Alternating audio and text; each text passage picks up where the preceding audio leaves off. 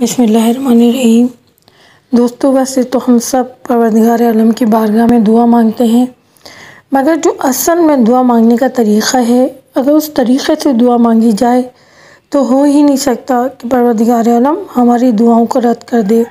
اور ائمہ معصومین علیہ السلام نے ہمیں دعا مانگنے کا طریقہ بتایا کہ دعا کس طرح مانگنی چاہیے۔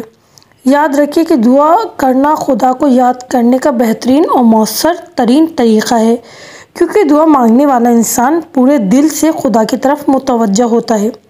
دعا مانگتے وقت سب سے پہلے خدا کی حمد اور تعریف اور نعمت بجا لائیں، شکرانے نعمت بجا لائیں، یعنی جو عنایت، نعمتیں اور فائدے پہلے مل چکے ہیں ان کو گن گن کر شکر اللہ کہا جائے۔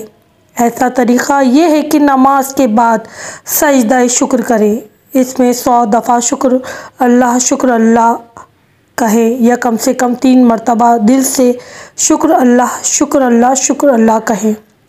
پھر محمد و آل محمد پر درود پڑھا جائے، اللہم صلی علی محمد و آل محمد، اور ان کے احسانات کو دل سے مانا جائے۔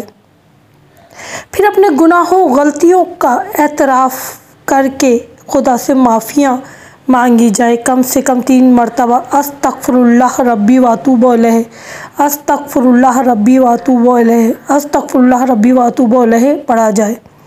آخر میں پھر درود پڑھا جائے اور پھر کہا جائے کہ دعائیں بار بار سمجھ کر مانگنی چاہیے تاکہ آہستہ آہستہ دل پر اثر کر سکے اور دل اور دماغ بالآخر ہمارا پورا وجود خدا کی طرف متوجہ ہو کر سر تا پا سوال بن جائے۔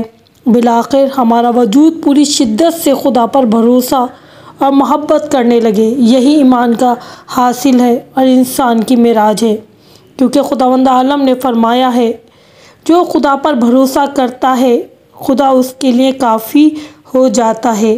نیز خداوند عالم نے فرمایا، جو لوگ واقعی دل سے خدا کو مانتے ہیں اور خداوند عالم سے شدید ترین محبت کرتے ہیں، ظاہر ہے کہ جو خدا سے جتنی محبت کرتا ہے خدا کم سے کم 10 گنا زیادہ اس سے محبت کرتا ہے۔ اس لیے قرآن مجید میں خداوند عالم نے یہ وعدہ فرمایا ہے کہ ہر نیکی کا کم سے کم اجر 10 گنا زیادہ عطا فرمائے گا۔ خدا سے محبت کرنا بہت بڑی نیکی ہے اور ایمان کی حقیقت ہے۔ بس بار الہ ہمارے دل میں اپنی معرفت پیدا کر دے، ہمارے دل میں ویسی محبت پیدا کر دے جیسے تو چاہتا ہے۔